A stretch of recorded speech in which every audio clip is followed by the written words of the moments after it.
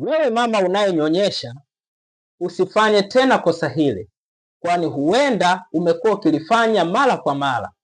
Yaani unamnyonyesha mtoto, baada ya muda unahisi kwamba mtoto ameshiba, na unapokuwa umemlaza au baada ya muda mfupi unakuta mtoto anatamani tena kunyonya, na ukahisi ya kwamba maziwa yako ni mepesi. Hapana, huenda una maziwa mazuri sana, na huenda maziwa yako ni mazito na yako vizuri kabisa na hayana changamoto yoyote, na wala hata sio mepesi.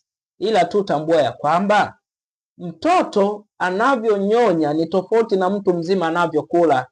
Mtoto kitendo tu cha kukojoa, manake ni kwamba tayari tumboni kwake kuna baki hakuna kitu. Ni lazima tu huyu mtoto atalia na atahitaji kunyonya. Kwa hiyo wala usipaniki ukahisi kwamba maziwa yako ni mepesi. Hapana, jitahidi kumnyonyesha mtoto wako mara kwa mara, hasa pale unapogundua tu kwamba mtoto wako amekojoa.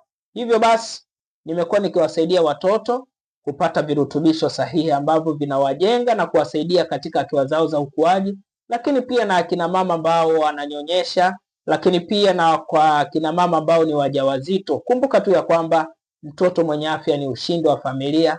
Unapomtunza leo, yeye atakutunza kesho.